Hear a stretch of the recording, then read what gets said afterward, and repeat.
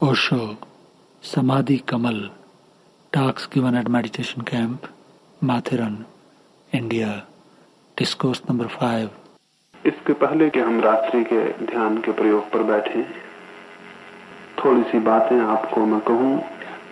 सुबह सम्यक आचार के संबंध में थोड़ा सा मैंने आपको कहा, वो एक भूमिका है। वो भूमिका बने तो ध्यान में अनायास गहराई उपलब्ध होगी। उस भूमिका के बनने पर एक पृष्ठभूमि बनेगी और उसके माध्यम से चित्त की शांति और शून्यता संभव होगी। 3 बातों की मैंने चर्चा की, सम्यक आहार की, सम्यक व्यायाम की, सम्यक निद्रा की। वे तीनों ही शरीर से संबंधित हैं। शरीर एक भूमिका है साधक की, लेकिन अकेली भूमिका नहीं है। उसके और भीतर प्रवेश करें तो उसका एक भाव जगत भी है, और भीतर प्रवेश करें उसका एक विचार जगत भी है। शरीर के तल पर 3 बातें कहीं, ऐसी ही 3 बातें भाव के तल पर, और ऐसी ही 3 बातें विचार के तल पर और आपको मुझे कहनी है। अभी रात्रि में मैं भाव के तल पर कौन सी 3 बातें हैं जो भूमिका बनेंगी, उनकी थोड़ी चर्चा कर लूं और फिर ध्यान के लिए हम बैठेंगे। मनुष्य इसके पहले कि निर्भाव हो, इसके पहले कि उसके सारे भाव शून्य और समाप्त हो जाएं, कुछ भाव हैं जो उसकी चित्त की अशांति और उद्विग्नता को बढ़ाते हैं। कुछ भाव हैं जो उसकी चित्त की शांति को, समता को लाने में सहयोगी होते हैं और भूमिका बन सकते हैं। ध्यान के लिए वैसे 3 भावों की मैं आपसे चर्चा करूं, उनका भी थोड़ा प्रयोग जीवन में करेंगे, उपयोग होगा। सबसे पहले तो हमारे बाहर जो जगत है उसके प्रति एक भाव, उसके बाद हमारे कर्मों का जो जगत है उसके प्रति एक भाव, और सबसे अंत में हमारी संवेदनाओं का जो जगत है उसके प्रति एक भाव। हमारे बाहर 3 जगत हमें घेरे हुए हैं। एक तो वस्तुओं और व्यक्तियों का जगत है जो हमसे चारों तरफ फैला हुआ है। उसके बाद हम जो कर्म करते हैं उनकी एक परत है, उनका एक जगत है, वो हमें घेरे हुए है। उसके बाद जो सुख दुख की संवेदनाएं हमें छूती हैं, स्पर्श करती हैं, उनका एक जगत है, वो हमें अंत में घेरे हुए है। ऐसी 3 परतें हमें घेरे हुए हैं। इन तीनों परतों के लिए 3 भावनाएं ध्यान के लिए सहयोगी हैं। समस्त जगत के प्रति मैत्री भाव सहयोगी है।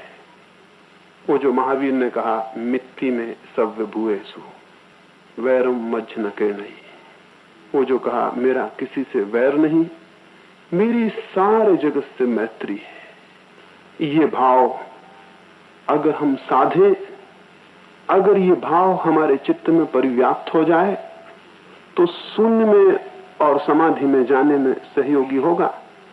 ऐसा मत सोचना कि ये भाव जगत के लिए सहयोगी है। जगत के लिए तो गौण अर्थ में सहयोगी है, स्वयं साधक के लिए सहयोगी है। आप जितने वैर से भरे हैं जगत के प्रति, उतना ही आप अशांत होंगे। आपके चित्त में जितना वैमनस्य और जितना दूसरों के प्रति दुर्भाव है, उतने ही ज्यादा आप अशांत होंगे। थोड़ी कल्पना करें, अभी केवल कल्पना ही करें कि सारे जगत में आपके जो भी हैं वे सब मित्र हैं। सिर्फ कल्पना ही करें, समझ लें कि सारे जगत में आपके मित्र ही व्याप्त हैं। सारे पशु पक्षी और पौधे, सारे मनुष्य, सारे प्राणी आपके प्रति मैत्री रखते हैं। कल्पना ही करें इस बात की केवल कि सारा जगत आपके प्रति मैत्री से भरा है और आप उस सारे जगत के प्रति मैत्री से भरे हैं, तो क्या आपके चित्त में शांति आनी प्रारंभ नहीं हो जाएगी?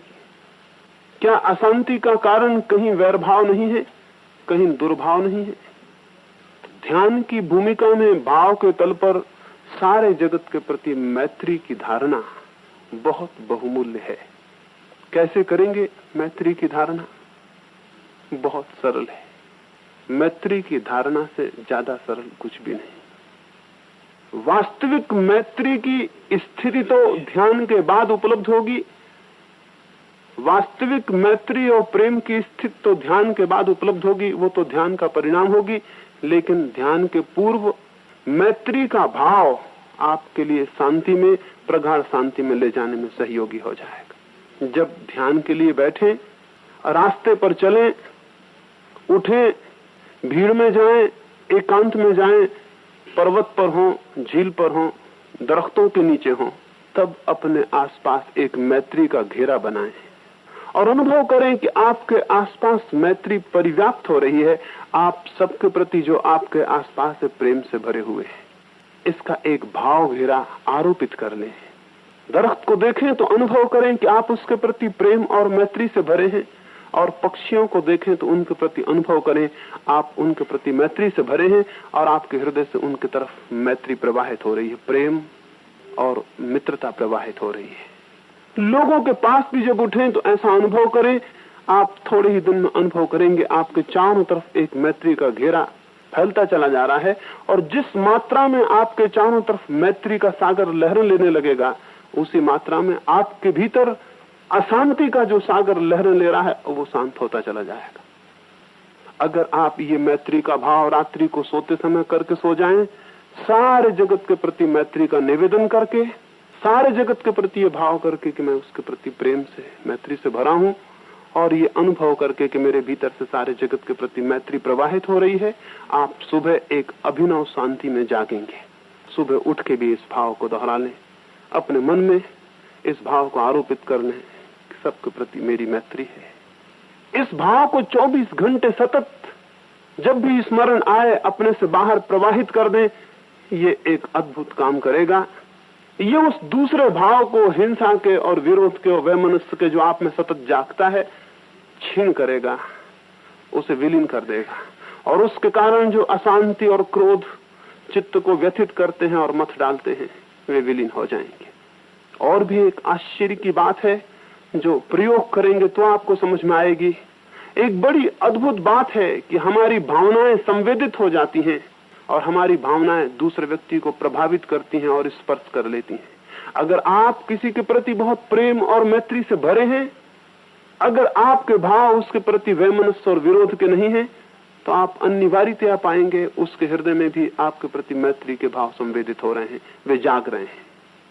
जो व्यक्ति सारे जगत के प्रति मैत्री की भावनाएं फैलाता है और फेंकता है, वो अनिवार्यतया सारे जगत की मैत्री भाव उसके प्रति प्रवाहित होने लगता है। हम जो फेंकते हैं उसी को वापस झेल लेते हैं। हम घृणा फेंकते हैं, घृणा हम पर आरोपित हो जाती है। हम मैत्री फेंकेंगे, मैत्री हम पर लौट आएगी। भाव के जगत में अनिवार्यतया वही वापस लौट आता है जो हमने फेंका। कल हम एक जगह गए थे, वो यहाँ का माथेरान का देखने की जगह इको पॉइंट। वहां जो हमारे साथ थे उन्होंने आवाज फेंकी, उन घाटियों से वो आवाज लौट के चली आई। उन घाटियों ने कुछ भी नहीं जोड़ा, उन्होंने केवल उसको इको कर दिया, उसको प्रतिध्वनित कर दिया। हमने जो आवाज फेंकी वो उन घाटियों ने वापस हम पर लौटा दी। ये सारा जगत इको पॉइंट है। इसमें हम जो फेंकते हैं वही हम पर वापस लौट आता है। इसमें जो हम प्रतिध्वनित करते हैं वही वापस लौटकर हम पर फिर हमें उपलब्ध हो जाता है। जिसे मैत्री चाहिए वो मैत्री को फेंके, और जिसको प्रेम चाहिए वो प्रेम को लुटा दे, और जिसे फूल चाहिए वो रास्तों पर दूसरों के फूल फैला दे। और ये केवल भावना हो हमारा, ये हमारी जीवनचर्या में प्रविष्ट हो जाए और हमारी छोटी छोटी बातों में परिलक्षित होगा। एक गुरु था, उसके 3 शिष्य उत्तीर्ण हुए थे। वे 25 वर्ष के ब्रह्मचर्य आश्रम के बाद अब जीवन में वापस लौट रहे थे। उस गुरु ने कहा, तुम्हारी एक परीक्षा और रह गई, वो मैं जाते समय ले लूंगा। वे विद्यार्थी राह देखते रहे, आखिर वो विदा का दिन भी आ गया और उनकी कोई परीक्षा नहीं हुई। सांझ को गुरु ने उन्हें विदा भी कर दिया, सूरज अस्त होने लगा और गुरु ने कहा, अब तो सूर्यास्त होता है, तुम जाओ। वे बहुत हैरान थे कि शायद गुरु भूल गए हैं वो अंतिम परीक्षा के लिए। उन्होंने अपनी चटाइयां बांधी, अपने झोले लिए और वो चल दिए। सांझ चांद निकल आया। वे कोई 2-4 मील आश्रम से दूर चले आए हैं, जंगल में हैं, अब वे अपने गांव की तरफ हैं। और एक झाड़ी के पास बहुत से कांटे पड़े हुए हैं। पहला विद्यार्थी उसे छलांग करके निकल गया, दूसरा विद्यार्थी उसको बगल से काट के निकल गया, तीसरे विद्यार्थी ने वो सारे कांटे उठा के झाड़ी में डाले और जाने लगा। उन्होंने हैरान होकर देखा गुरु उनका झाड़ी में छिपा है, और उसने उनसे कहा, दो जो आगे निकल गए हैं वे कृपा करके वापस लौट आए। एक जिसने कांटे बीन कर अलग कर दिए हैं वो उत्तीर्ण हो गया। ये अंतिम परीक्षा थी। रास्ते पर कांटा पड़ा है और अगर आप उसे बिना हटाए निकल जाते हैं, आप अहिंसक नहीं है और आपके मन में मैत्री भाव नहीं है। एक नुकीला पत्थर पड़ा है रास्ते पर और आप उसे बिना फिक्र किए निकल जाते हैं। आप किसी को चोट नहीं पहुंचाना चाहते, लेकिन आपको किसी को चोट से बचाने का मन नहीं है। ऐसा मनुष्य शांत नहीं हो सकता। ऐसे मनुष्य के भीतर भी शांति की भूमिका बनने में कठिनाई है। उस पत्थर को हटाना, वो छोटा सा गेस्चर, वो रास्ते पर गिरे हुए पत्थर को हटा देने का, एक कांटे को उठा देने का, इस जगत के प्रति आपकी मैत्री भावना को प्रतिवेदित करता है। छोटी छोटी बातें हैं जीवन में, उन छोटी छोटी बातों पर थोड़ा विचार करें और देखें कि आप कुछ ऐसा तो नहीं कर रहे हैं जिसकी वजह से आप खुद अपनी अशांति के बीज बोते हैं। एक महिला थी ब्लेवटस्की, उसे लोग देखते बहुत हैरान थे। वो जब भी सफर में चलती तो एक बड़ा झोला साथ में लिए रहती और कुछ खिड़की में से बाहर फेंकती जाती। किसी ने पूछा कि हमेशा जब आपको सफर में देखते हैं झोले में आप क्या रखती हैं और खिड़कियों से बाहर क्या फेंकती हैं? उसने कहा, मुझे फूलों से प्रेम है और जिन रास्तों से मैं निकलती हूं उन पर फूलों के थोड़े से बीज फेंक देती हूं। अभी वर्षा आएगी, अभी बादल गिरने लगे हैं और पानी गिरेगा और दोनों तरफ के रास्ते फूलों से भर जाएंगे। कोई उन्हें देख के मुस्कुराएगा, कोई उन्हें देख के खुश होगा, किसी की आंख का आंसू सूख जाएगा। मेरी खुशी का ठिकाना नहीं, मुझे तो पता नहीं चलेगा, लेकिन मैं कल्पना करती हूँ कि मेरे फूल किसी को अच्छे लगेंगे, किसी को प्रीतिकर लगेंगे, और इसलिए बीज को मैं सड़कों के किनारे पर फेंक देती हूँ। कभी पानी गिरेगा, वो फूल बन जाएंगे। मैं आपसे कहूंगा, मैत्री भाव सच में ही, एक कहावत है अंग्रेजी में, it cost nothing to be kind. दयालु होने के लिए कुछ खर्च नहीं करना होता। ये सच है। मैत्री भाव को फेंकने के लिए कुछ भी खर्च नहीं करना होता। घृणा को फेंकने के लिए बहुत कुछ खर्च करना होता है। जब आप किसी के प्रति घृणा से भरते हैं, आप बहुत महंगा काम कर रहे हैं, आप अपने को तोड़ रहे हैं, आप अपने को भीतर दुख में डाल रहे हैं। और जब आप किसी के प्रति प्रेम और मैत्री को फेंकते हैं तो आप एक इतना सस्ता काम कर रहे हैं जिसमें आपको तो कुछ भी नहीं खो रहा, बल्कि कुछ मिल रहा है। आपके भीतर एक समता और शांति उत्पन्न होगी। तो पहली बात, ध्यान के साधक को अगर सच में समाधि तक जाना है तो उसे एक मैत्री भाव का घेरा, एक प्रेम का घेरा जो कि बिल्कुल मुफ्त है, जिसे आप सहज प्रकट कर सकते हैं। क्या खर्च होता है रास्ते पर से पत्थर को हटा देने में, और क्या खर्च होता है किसी के रास्ते पर दो फूल रख देने में, और क्या खर्च होता है इस सहज प्रेम में जो हम अपने चारों तरफ परिव्याप्त कर सकते हैं। उसका परिणाम ये होगा, आपके भीतर बाहर से मैत्री प्रतिध्वनित होगी, और जितनी मैत्री बाहर से प्रतिध्वनित होगी उतने अशांति के बाहर से आने वाले कारण विलीन होते चले जाएंगे। तो पहली बात, भाव के जगत में मैत्री भावना को थोड़ा सा विकसित करना सहयोगी होगा, भूमिका बनेगी। ये बाहर जो जगत व्याप्त है उसके संबंध में। उसके बाद हमारे कर्मों का जो जगत है, जो हम रोज दिन रात कर रहे हैं काम, उनके संबंध में भी एक भाव प्रगाढ़ कर लेना उपयोगी है। हम जो कर्म कर रहे हैं उन कर्मों में दो रास्ते हैं उन कामों को करने के। एक रास्ता है कि उन कामों से हमें बाद में जो फल मिलेगा उसमें हमारी खुशी हो, और एक रास्ता है कि उन कर्मों के करने में हम आनंद को अनुभव करें। एक रास्ता है कि एक आदमी चित्र को बनाता हो, चित्र जब बन जाएगा और उसके दाम जो मिलेंगे वो उसे खुशी देंगे, और एक रास्ता यह है कि चित्र बनाना उसका आनंद हो। हम अपने जीवन में करीब करीब ऐसे काम कर रहे हैं जिन कामों में हमें कोई आनंद नहीं है, जिन कामों के फलों में हमें आनंद है, कामों में कोई आनंद नहीं है।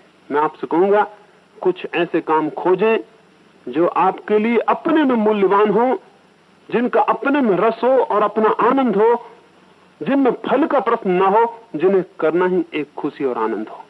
कुछ ऐसे काम खोजें और जिन कामों को आप नहीं इस तरह का अनुभव करते हैं उनमें भी क्रमशः इस भाव को प्रतिपादित करें, इस भाव की धारणा करें कि उन कामों की फलाशक्ति, फल की तीव्र आकांक्षा क्षीण हो जाए और काम अपने में आनंद बन जाए। अगर इसका थोड़ा सा भाव घेरा हम तैयार करें, भूमिका तैयार करें, तो आपको चित्त की शांति में पहुंचने में बड़ी तीव्र गहराई अपने आप उत्पन्न होगी। आपकी आकांक्षाएं और कर्मों के फल की आकांक्षा आपको बहुत अशांत किए रहती है। आप करते समय करने में बिल्कुल उत्सुक नहीं होते, उसके बाहर उत्सुक होते हैं। एक साधु को किसी ने पूछा, आपकी साधना क्या है? उसने कहा, मेरी साधना है जब मैं कपड़े पहनता हूं तो इतने आनंद से पहनता हूं जैसे जगत में इससे बड़ा कोई आनंद नहीं है, और जब मैं स्नान करता हूं तो इतने आनंद से स्नान करता हूं जैसे जगत में इससे बड़ा कोई आनंद नहीं है, और जब रात्रि में सोने जाता हूं तो मैं सारे जगत के प्रति इतना अनुग्रह अनुभव करता हूं कि मुझे एक दिन और जीवन का मिला, और मैं इतने आनंद से सोता हूं जिसे सोने से बड़ा कोई आनंद नहीं है। जीवन की छोटी छोटी चीजों में जो आनंद को अनुभव नहीं कर सकेगा उसे कोई बड़े आनंद दुनिया में उपलब्ध नहीं होंगे। दुनिया में बड़े आनंद नहीं है, दुनिया में छोटे छोटे आनंदों का इकट्ठा जोड़ बड़े आनंद को उत्पन्न कर देता है। और हमको सब चीजें छोटी मालूम होती हैं, कपड़ा पहनना, रास्ते पर चलना, चांद को देखना, एक फूल का खिलना, सब छोटी बातें हैं। मैं आपको कहूंगा, ध्यान के साधक को अगर सच में भूमिका खड़ी करनी है तो उसे छोटी छोटी बातों में आनंद को अनुभव करना शुरू करना चाहिए। एक फूल खिल जाता है किनारे पर, हम उसे बिना देखे निकल जाते हैं, हम अंधे हैं, और हम उस फूल में जो खुशबू और जो आनंद परिव्याप्त हुआ है उसको एक क्षण प्रशंसा से भी नहीं देख पाते, उसके सौंदर्य को अनुभव भी नहीं कर पाते। एक छोटा सा फूल है, घास का फूल हो सकता है, एक क्षण उसको अनुभव करें, उस छोटे से फूल में आनंद को अनुभव करें। रात चांद से आकाश प्रकाशित होता है, तारे भर जाते हैं, कभी घना मखमली अंधेरा होता है, कभी छोटी छोटी चिड़ियां गीत गाती हैं। इन छोटी छोटी बातों को कभी वर्षा होती है और बूंद टपकती है, और उनके बूंदे के टपकने में एक गीत और एक आनंद होता है। इस चारों तरफ जगत छोटे छोटे आनंदों से भरा है, इसको अनुभव करें और अपने छोटे छोटे काम में भी, अपने छोटे छोटे काम में भी बुहारी देने में या कपड़े पहनने में आनंद को अनुभव करें, एक आनंद को उसमें परिव्याप्त करें। आगे का प्रश्न उसमें बहुत विचारणीय न रखें, जो कर रहे हैं उसमें खुशी लें, उसमें आनंद लें। तो आप हैरान होंगे कि आपके आसपास एक शांति का घेरा मैत्री के विचार से जगत में बनेगा। स्वयं कर्म में आनंद लेने की वृत्ति से और भाव से, कर्म ही आनंद है, फल नहीं, इस भावना के आरोपण से कर्मों में मिलेगा, और आप पाएंगे आपके छोटे छोटे काम बोझ नहीं रह गए, वे आनंद हो गए हैं। छोटे से अंतर की बात है और काम बोझ हो जाता है, थोड़े से भाव के अंतर की बात है, वो आनंद हो जाता है। एक सन्यासी हिमालय पर चढ़ता था, वो तीर्थ यात्रा को था, वो अपने बोझ को सिर पर लिए था, वो बढ़ता था, दोपहरी घनी और धूप तेज और पसीना और थकान, और उसके सामने एक पहाड़ी लड़की भी चढ़ती थी, एक छोटी सी लड़की, और अपने एक भाई को लिए, भाई मोटा और बजनी। उस साधु ने दयावश, उस साधु ने सहानुभूतिवश उस बच्ची के करीब से गुजरते हुए उससे कहा कि बेटी, बहुत वजन लगता होगा, धूप बहुत तेज है, चढ़ाई बड़ी है। उस लड़की ने बहुत हैरानी से उस साधु की तरफ देखा और कहा, आप क्या कह रहे हैं? वजन तो आप लिए हैं, ये तो मेरा छोटा भाई है। उस लड़की ने कहा, वजन आप लिए हैं, ये मेरा छोटा भाई है। और उस सन्यासी ने लिखा, मैंने बड़े शास्त्र पढ़े हैं, इससे अद्भुत वचन मैंने अपने जीवन में नहीं जाना। मुझे पहली दफा पता चला छोटे भाई में वजन नहीं होता, तराजू में तो वजन होता है। तराजू तो वजन बताएगा, चाहे छोटा भाई हो और चाहे बिस्तर हो, लेकिन हृदय वजन नहीं बताएगा। प्रेम वजन को काट देता है, शून्य कर देता है। इस जगत में प्रेम अकेली शक्ति है जो बोझ को, वजन को काटती है। अकेली प्रेम शक्ति है जो ग्रेविटेशन के विपरीत है। वो जो जमीन में कशिश है वो हर चीज को खींच लेती है, अकेला प्रेम है जिसको वो नहीं खींच पाती। अकेला प्रेम मुक्त है इस जगत में, और सब चीजें बंधी हैं उससे। जितना प्रेम होगा उतने आप निर्भय हो जाएंगे, उतनी वेटलेसनेस आप में अनुभव होगी, और जितनी आप में निर्भरता होगी उतने आप भीतर प्रवेश कर सकेंगे, उतने आप शांति में, शून्य में प्रवेश कर सकेंगे। तो दूसरी धारणा मैं आपसे कहूंगा, छोटे छोटे कामों को भार ना बनाएं, उनको आनंद बना लें। इसे जरा देखें, कल स्नान करते वक्त, कल भोजन करते वक्त, कल कपड़े पहनते वक्त, कल किसी की थोड़ी सी सहायता करते वक्त, कभी रास्ते से पत्थर हटाते वक्त, थोड़ा सा देखें। एक पौधे में पानी देते वक्त कोई ऐसे भी पानी दे सकता है, कोई बड़े प्रेम से भी पानी दे सकता है। बहुत अंतर पड़ जाएगा, बहुत अंतर पड़ जाएगा, जमीन आसमान का अंतर पड़ जाएगा। तो अपने कर्म के जगत में छोटे छोटे काम हैं, कोई काम बड़ा नहीं है, सब काम छोटे छोटे हैं। उन कामों को एक आनंद से, एक प्रीति से, एक उल्लास से उनको करें और उनमें एक भाव स्थापित करें, तो आप थोड़े दिन में पाएंगे आपका जीवन एक अद्भुत आनंद की कथा हुआ जा रहा है। उसमें छोटी छोटी बातें बड़ी महत्वपूर्ण और आनंदपूर्ण हो जाएंगी। अब मैं ये देखता हूं हमारी स्थिति बिल्कुल विपरीत है। हम उल्टा ही करते हैं। हम किसी चीज में कोई आनंद अनुभव नहीं करते और हर चीज हम भार बना लेते हैं। हर चीज हमारे लिए भार हो जाती है। जो भी है हमारे लिए भार है, तो फिर चित्त शांत नहीं हो सकता। आप ख्याल करें, आपके पास ऐसी कौन सी चीज है जो आनंद है? आपके पास करीब करीब हर चीज भार होगी, और जैसे जैसे उम्र बढ़ती जाती है भार और बढ़ता चला जाता है। एक दिन बुढ़ापे में सिर्फ भार ही होता है आपके पास और कुछ भी नहीं होता। वो भार आपको तोड़ देता है और आपकी शांति की संभावना को नष्ट कर देता है। वो भार इतना वजनी हो जाता है कि आपके भीतर वो बीज पैदा नहीं हो सकते, वे बीज विकसित नहीं हो सकते, उस भार में दबे नष्ट हो जाते हैं, जो कि हो सकते थे, जो कि आपको आत्मज्ञान तक ले जा सकते थे। तो एक भूमिका फलासक्त कर्म की, फलाशक्तिहीनता और आनंद का भाव, ये दोनों एक ही बातें हैं। जिस कर्म में फलाशक्ति न होगी उसमें आनंद परिव्याप्त हो जाएगा, और जिस काम में आनंद परिव्याप्त हो जाएगा उसमें फल की आकांक्षा विलीन हो जाएगी। फल की आकांक्षा इसलिए है कि काम में तो दुख है, उसे करेंगे कैसे जिस काम में दुख है? तो फल की आकांक्षा के पीछे उसको करते चले जाते हैं। काम तो दुख देता है, लेकिन फल की आकांक्षा के पीछे उसको किए चले जाते हैं। अगर काम में आनंद होगा, फलाशक्ति विलीन हो जाएगी। उस काम में थोड़ा सा आनंद, उस भाव को कर्म के प्रति मैं चाहूंगा कि हम थोड़ा सा व्यापक करें। देखें, उसे छोटे छोटे कामों में प्रयोग करके देखें। काम जिंदगी में बड़े कहां हैं, सब छोटे काम हैं, और उन सब छोटे कामों में अगर आनंद व्याप्त हो तो सारी जिंदगी का एक सिलसिला आनंद से भर जाएगा। इसे देखें, इसको अनुभव करें। तो एक तो मैत्री भाव और एक कर्म में आनंद भाव। तीसरा तल हमारे वेदनाओं का है, हमारी संवेदनाओं का है।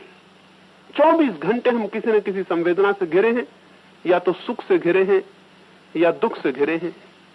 जब दुख होता है तो हम दुख से बचना चाहते हैं और सुख की आकांक्षा करते हैं। ये हमारा टेंशन, ये हमारी तकलीफ होती है। जब सुख आता है तो हमें ये डर पकड़ लेता है कि कहीं फिर दुख ना आ जाए, तो हम सुख को पकड़ना चाहते हैं और दुख को बाहर रखना चाहते हैं। फिर भी टेंशन, फिर भी तकलीफ और तनाव बना रहता है।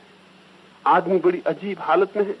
दुख होता है तो दुख झेलता है, इसलिए दुख झेलता है कि दुख है और हट जाए, और सुख होता है तो इसलिए दुख झेलता है कि सुख तो है लेकिन कहीं दुख ना आ जाए।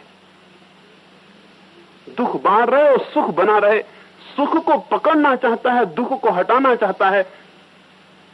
दुख को हटाने में, सुख को पकड़ने में, दोनों ही स्थिति में उत्तेजना बनी रहती है। दुख भी एक उत्तेजना है, वो अप्रीतिकर उत्तेजना है। सुख भी एक उत्तेजना है, वो प्रीतिकर उत्तेजना है। और उत्तेजना मात्र मन के लिए अशांति है, इसे स्मरण रखें। चाहे सुख की हो चाहे दुख की हो, उत्तेजना मात्र अशांति है। अगर शांत होना है तो उत्तेजना को थोड़ा छोड़ देना होगा। तो उत्तेजना क्या है? दुख आता है उसको हम हटाना चाहते हैं, ये उत्तेजना है।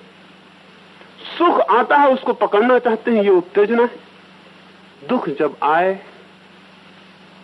तो उसे हटाने की बहुत विचार न करें।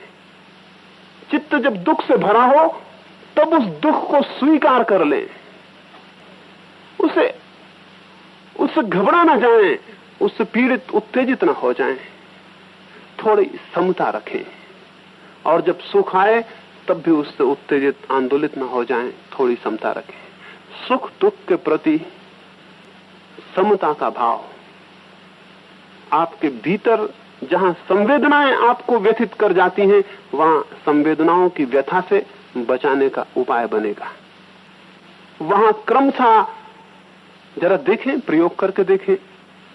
सुख आता हो तब थोड़े अनुत्तेजित रह के देखें। कठिन बिल्कुल नहीं है, किया नहीं इतनी ही बात है। सुख आए तब जरा अनुत्तेजित रह के देखें, जरा देखें कि सुख आया है तो क्या उत्तेजना भीतर होती है, क्यों होती है। और आप पाएंगे कोई उत्तेजना हो रही, सुख आ गया है, उत्तेजना नहीं है। सुख आए और उत्तेजना न हो तो जिस दिन दुख आएगा उस दिन भी उत्तेजना नहीं होगी। वे दोनों की, एक की भी उत्तेजना शून्य हो जाए, दूसरे की अपने आप शून्य हो जाएगी। तपश्चर्या और कुछ नहीं है। तपश्चर्या के दो रूप हैं। जो दुख में है वे दुख की उत्तेजना को छोड़ दें, जो सुख में है वे सुख की उत्तेजना को छोड़ दें। सम्राट भी तपस्वी हो सकता है, जनक वैसा था। जनक की साधना ये रही, सुख है उसकी उत्तेजना नहीं लेगा। महावीर दूसरे साधक हैं, दुख है उसकी उत्तेजना नहीं लेंगे। ऐसे गांवों में खड़े हो जाते जहां लोग उनको सताते, ऐसे शमशानों में रुक जाते जहां लोग उनको परेशान करते। उनके साथी, उनके मित्रों ने उनको निवेदन किया कि अच्छी जगह भी है, तुम इन्हीं को क्यों खोज लेते हो और यहीं क्यों खड़े हो जाते हो। महावीर के लिए तपश्चर्या का हिस्सा था। दुख जैसे आमंत्रण देते फिरते थे, और दुख आए तो उस वक्त देखना है कि उत्तेजना है या नहीं। दुख आए तो अनुत्तेजित है आदमी, तो आपसे मैं नहीं कहता आप दुख को खोजने जाएं, यूं ही दुख काफी आते हैं। आपको कहीं खोजने जाने की जरूरत नहीं है, वे काफी वैसे ही आते हैं। उनको आप परीक्षा समझें और देखें कि चित्त की समता, उस समय अनुत्तेजित चित्त रह पाता है। अगर रह पाए, थोड़ा थोड़ा भाव करने से रह पाएगा, एक दिन आप पाएंगे कि दुख खड़ा है, सुख खड़ा है, आप बिल्कुल ही अकंप उसे देख रहे हैं। उसने आपको छुआ नहीं, वो आप में प्रवेश नहीं किया। जितनी ये भावना आपकी गहरी होगी उतनी ही आपके भीतर शांति प्रगाढ़ होगी और समाधि की संभावना सुनिश्चित होती चली जाएगी। 3 भाव मैंने कहे, जगत के प्रति मैत्री भाव, चाहे उसे अहिंसा भाव कहें, चाहे उसे प्रेम भाव कहें, इससे अंतर नहीं पड़ता। कर्मों के प्रति आनंद भाव, चाहे उसे फलासक्तिहीनता कहें, चाहे अनासक्ति भाव कहें, अंतर नहीं पड़ता। और तीसरा, स्वयं के भीतर सुख दुख की संवेदनाओं के प्रति समता भाव। अगर ये तीनों उत्पन्न हो तो सुबह जैसे मैंने कहा था, सम्यक आहार हो, सम्यक निद्रा हो, सम्यक व्यायाम हो, तो तीनों का इकट्ठा परिणाम सम्यक दृष्टि होगा आहार आचार के जगत में। अगर ये तीनों हो तो भाव के जगत में सम्यक दृष्टि उत्पन्न होगी, और वो सम्यक दृष्टि भूमिका बनेगी। उस भूमिका में ध्यान की गति होगी। इसे स्मरण रखें कि ध्यान, समाधि या आत्मा की उपलब्धि का रास्ता बिल्कुल ही वैसी है जैसे बगीचे में माली पौधे बोता है, बीज बोता है, संभालता है, खाद देता है, पानी देता है, सूरज की रोशनी की व्यवस्था करता है, सुरक्षा करता है उनकी कि उन्हें जंगली जानवर न चर जाएं, उन पर बाड़ बिठाल देता है, बागुड़ लगा देता है, फिर रोज रोज उनकी प्रतीक्षा करता है कि वे बढ़े। लंबी प्रतीक्षा के बाद उनमें फूल आते हैं।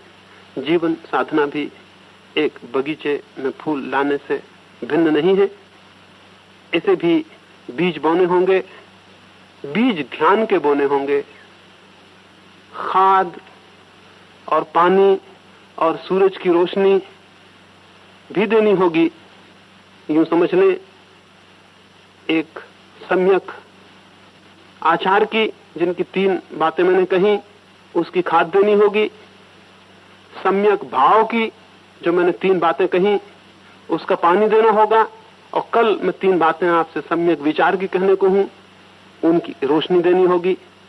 तो इन त्रिरत्नों के माध्यम से सम्यक आचार और सम्यक भाव और सम्यक विचार के माध्यम से वो ध्यान के बीज समाधि के फूल तक पहुंचेंगे। तब आपके भीतर कुछ जागेगा और उदय होगा, किसी प्रकाश, किसी सूर्य के दर्शन संभव होंगे। ये भूमिका अगर हम देंगे तो संभावना है, संभावना सुनिश्चित है। बात को ठीक से समझ लेना और बगिया लगाने की विधि को समझ लेने की बात है। इतना मुझे अभी कहना था। अब हम रात्रि के ध्यान के लिए बैठेंगे।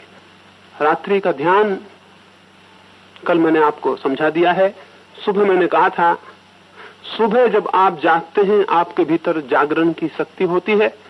इसलिए सुबह जो हमने प्रयोग तय किया है उसे विचार के तय किया, उसे इस विचार से तय किया है कि वो जागरण की शक्ति जो आप में होती है उसका हम उपयोग कर लें और हम जागें और जागरण का प्रयोग करें अपने आंतरिक जीवन में। रात्रि आप सोने के करीब आ जाते हैं, सब सोने की स्थिति आपके भीतर तैयार हो जाती है। इसलिए रात्रि का प्रयोग हमने बहुत दूसरे ढंग से व्यवस्थित किया है। उसमें ये व्यवस्था है कि हम सोने की जो स्थिति हम में आ रही है उसका उपयोग कर लें। आप अगर 100 वर्ष जिएंगे तो 50 वर्ष सोने में बीतेंगे और 50 वर्ष जागने में बीतेंगे। मनुष्य न तो केवल जागा हुआ है और न केवल सोया हुआ है, इन दोनों स्थितियों में उसकी आत्मा मौजूद होती है। इन दोनों स्थितियों से उसकी आत्मा को भीतर प्रवेश करने की सुविधा है। एक प्रयोग है जागरण का, जिसके माध्यम से हम जागृत स्थिति से आत्मा में प्रवेश करते हैं। दूसरा ये प्रयोग है निद्रा के भी उपयोग कर लेने का, इसके माध्यम से भी हम आत्मा में प्रवेश करते हैं।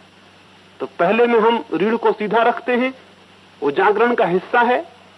श्वास को गहरा करते हैं, वो हमारे भीतर प्राणवायु को ले जाता और जगाता है। और हम सतत जागरूक रहकर नाभि के केंद्र पर अपनी स्मृति को ले जाते हैं ताकि वहां जागरण हो और चित्त की मूर्छा टूट जाए। रात्रि के प्रयोग में हम बिल्कुल विपरीत प्रयोग कर रहे हैं। न हम रीढ़ को सीधा करते हैं, न हम गहरी श्वास लेते हैं, न हम किसी स्थान पर अपने को जागरण का प्रयोग करते हैं। हम शरीर को शिथिल छोड़ते हैं, जैसा निद्रा में छोड़ देते हैं। श्वास को शांत छोड़ देते हैं ताकि हम और भी अंदर प्रवेश कर जाएं। श्वास भी सो जाए, शरीर भी सो जाए, फिर मन भी सो जाए। इसका प्रयोग करते हैं कि मन भी सो जाए, ये तीनों सो जाएं। चूंकि हम स्वयं प्रयोग करते हैं इनके सुलाने का, इसलिए हम तो जागे रहते हैं। मैं तो जागा रहूंगा क्योंकि मैं एक एक को सुलाए चला जा रहा हूं। जब ये तीनों सो जाएंगे तो मैं तो जागा रहूंगा, लेकिन ये तीनों सो जाएंगे। सोने के माध्यम से मैं अपने चैतन्य को जानूंगा। सुबह के ध्यान के प्रयोग में हम जागरण के माध्यम से उस चैतन्य को जानते हैं।